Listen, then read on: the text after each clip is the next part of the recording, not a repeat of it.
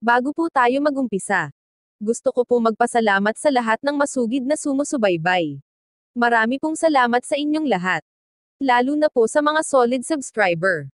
At kung hindi ka pa nakasubscribe, pindutin ang button para sa ating story series. Marami din pong salamat sa mga masipag mag-share. Kung gusto nyo po ng mga true horror story, maari po kayong bumisita sa Mga Kwento ni Kuya Gio. Maligayang pagbisita at pagbabalik po sa ating munting channel. Narito na po, ang karugtong ng ating istorya. Ika-89 na kabanata. Ang kalungkutan, patungo sa landas ng tagumpay. Babe, huwag kang magalit, sabi ni Charlie sabay tapik kay Melissa para aliwin. Hindi mahalaga kung ang babaeng iyon ang lead singer, hindi niya pa rin maagaw ang iyong kasikatan. Doon ako uupo sa VIP section, sa likod mismo ng mga judges. Sa taong ito, ang Sky's the Limit ay gaganapin sa mansion ng Chicago. Sa araw ng recording, magkakaroon lamang ng humigit kumulang 100 miyembro ng staff ang naruroon, at 2,000 lamang ang maingat na piniling miyembro ng audience, ang papayagang manood ng palabas. Mayaman at maimpluwensya si Charlie, at ang mga upuan sa likod ng mesa ng mga hukom ay nasa magandang posisyon. Talaga, masayang pagtatanong ni Melissa. Ang galing mo. Magkano ang lahat ng naagastos mo? $50,000 lang. At sulit na iyon, para makausap ang ilan sa mga celebrity. I-record ko ang performance mo para sa iyo. Binuksan ni Charlie ang pinto ng kotse, at sinabing, pumasok ka na. Umuwi muna tayo. Katie, Olivia, ayos lang kung ayaw pa ninyong bumalik sa hotel. Maaari kayong manatili sa aming bahay. Marami namang guest room doon. Lumabas ng gusali sina Debbie at Rita. Hoy maliit na aso, tignan mo ito, sabi ni Melissa, sabay ngisi kay Debbie. Ang aking kasintahan ay pumunta para sa akin dito sa Chicago, at mayroon siyang malaking bahay dito mismo, sa lungsod. Nasaan ang talunan mong boyfriend? Bakit wala siya dito? Nakalimutan ko. Wala pala siyang sasakyan. Kaya, paano niya makakaya na pumunta dito sa Chicago? Siya ang uri ng taong nararapat sa iyo. Bagay kayo. Samantala, babalik na ako sa aming mansion para matulog. At ikaw ay sumakay ng bus para umuwi sa hotel ni Janice. Sumakay sa kotse ni Charlie si Melissa, kasama sina Katie at Olivia, at umalis na sila. Okay ka lang ba? Pagtatanong ni Rita, na may pag-aalala. Bahagyang umiling si Debbie, at nagtanong. Rita, babalik ka na ba sa hotel? Lubhang nalulungkot si Debbie, at talagang gusto niyang manatili si Rita sa kanyang tabi. Bago pa makasagot si Rita, ay may huminto na Mercedes-Benz sa harapan nila. Bumaba ng sasakyan ng isang lalaki, at sinabi kay Rita, handa ka na bang umalis? Kinilala ni Debbie ang lalaki bilang kasintahan ni Rita, at nawalan na siya ng pag-asa. Sandali, sabi ni Rita sa nobyo, at saka siya muling tumingin kay Debbie, na may bakas ng pag-aalala sa mga mata. Paumanhin Debbie, hindi ako makakasama sa iyo pabalik sa hotel. Okay lang, sabi ni Debbie. Pilit ang ngiti nito kaya naawa si Rita sa kanya. Walang nagawa siyang tumingin sa langit. Debbie, sana wag kang mag-isip ng masama. Bibigyan kita ng advice, sabi ni Rita. Sa pagtingin nito sa kanya. Sa palagay ko, kailangan mo nang makipaghiwalay kay Alex, sa lalong madaling panahon. Obvious naman na hindi kanya kayang protektahan, kaya bakit ka mag-aaksaya ng oras para sa kanya? Seryosong nakatingin si Rita kay Debbie. Alam kong malaki ang naitulong niya sa iyo sa paaralan, at mahal mo siya, ngunit kailangan mong maunawaan, na ang totoong mundo, ay mas komplikado kaysa noon. Lahat tayo, ay magiging isang tanyag sa hinaharap. Kaya kung hindi mo siya hihiwalayan ngayon, sa palagay mo, may oras ka pa ba sa kanya kapag sikat ka na? Iniisip ko, na mabubuhay ka sa dalawang ganap na magkaibang mundo. At dahil nakatadhana na kayong magkahiwalay, bakit hindi mo na lang siya palayain ngayon? Matagal na niyang hinihintay ang pagkakataon na sabihin iyon kay Debbie, at umaasa siyang maiintindihan niya ito. Ngunit nanlaki ang mga mata ni Debbie, at pagkatapos ay iniyuko niya ang kanyang ulo, at tumawa ng mahina, na mukhang medyo nahihiya. Alam kong inaalala mo lang ako, sabi niya. Pero hindi ko hihiwalayan si Alex. Hindi na kaimik si Rita. Nilinaw na niya kay Debbie ang isang sitwasyon, kaya bakit siya naging matigas ang ulo. Nauunawaan ko ang iyong pag-aalala, sabi ni Debbie. Pero hindi ko kayang makipaghiwalay kay Alex. Hindi mo maiintindihan kung ano ang mga pinagdaanan namin, at hindi siya ang tipo na katulad ng iniisip mo. Alam ni Debbie kung gaano kayaman at kahalaga si Alex. Maging si Sam Woodsworth na kinatatakutan ng mga pulis ay nanginginig kapag nag-uutos si Alex, at palagi itong nakikinig sa kanya. At si Alex ay mas mayaman kaysa kay Rita, at sa iba pa. Sige, sabi ni Rita, na may kaunting galit.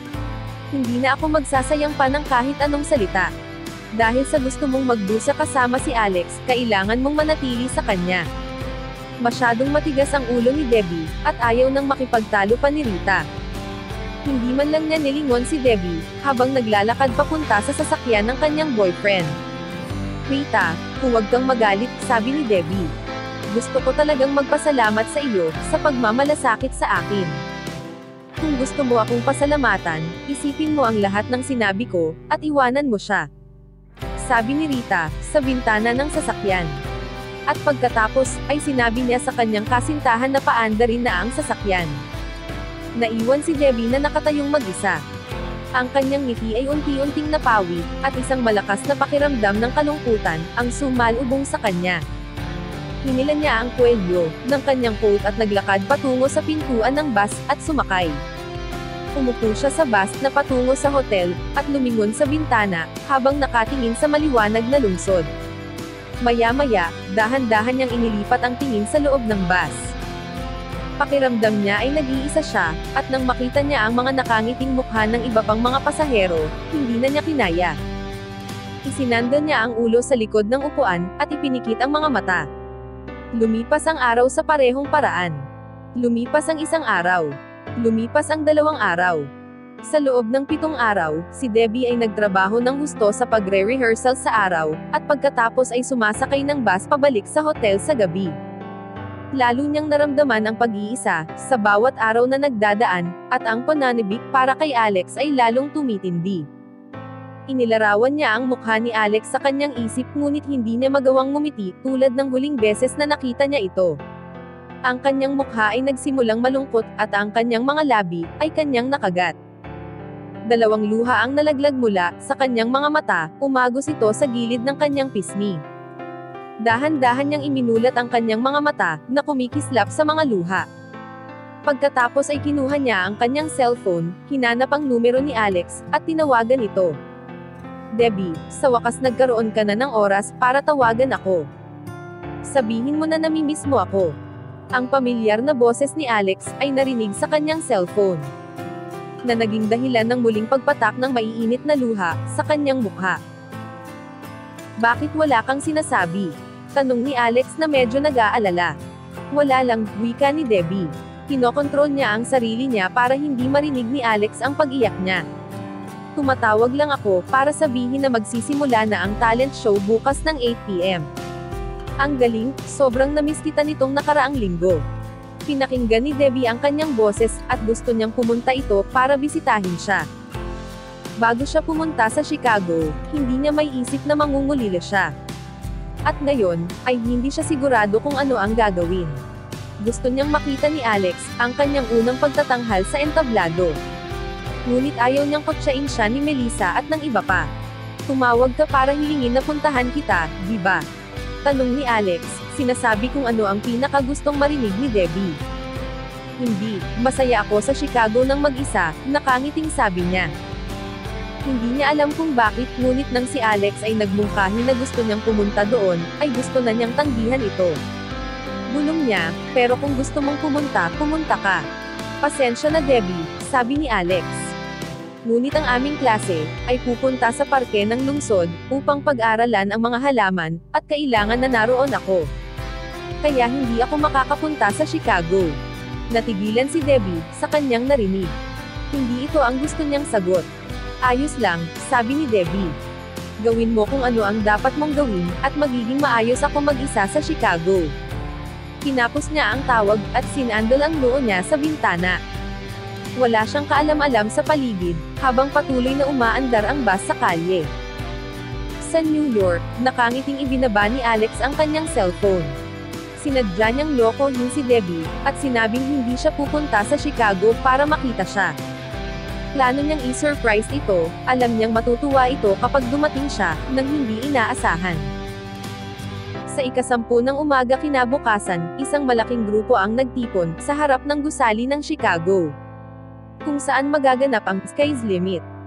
Ang karamihan, ay binubuo ng mga kabataang lalaki, at babae, at lahat sila ay naroon upang masaksihan ang bituin. Sa taon na ito, ang mga hukom ay pawang mga sikat na mga awit, at mayroong maraming mayayamang tao sa mga manunood. Sa sobrang daming gwapong lalaki at mga magagandang babae sa paligid, bakit hindi magiging excited ang lahat?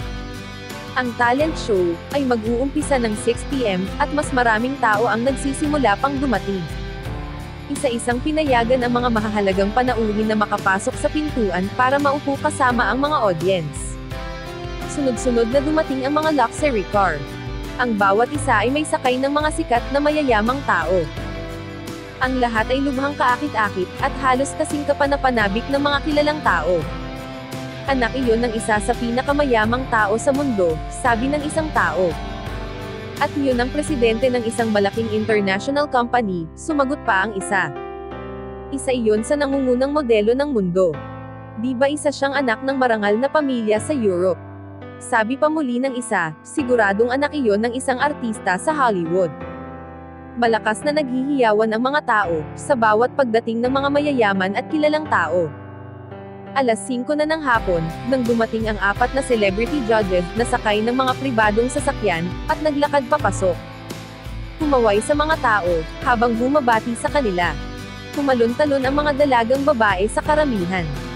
Isinisigaw ang mga pangalan ng kanilang mga idolo, at umaasang masusulyapan nila ito. I love you sigaw ng isang babae. Sumigaw ang isa pa. Ikaw ang paborito kong singer. Sigaw ng isang babae. Nakapagpa-autograph ako, hirit ng isang fan. Sobrang saya ko, baka mahimatay ako.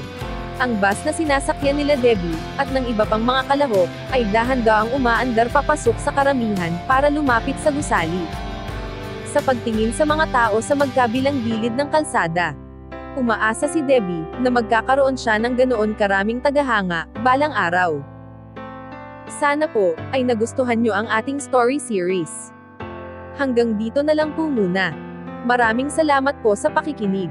Pwede po bang humingi ng subscribe? Bilang pagsuporta sa ating munting channel. Hanggang sa susunod po muli. Stay safe and God bless.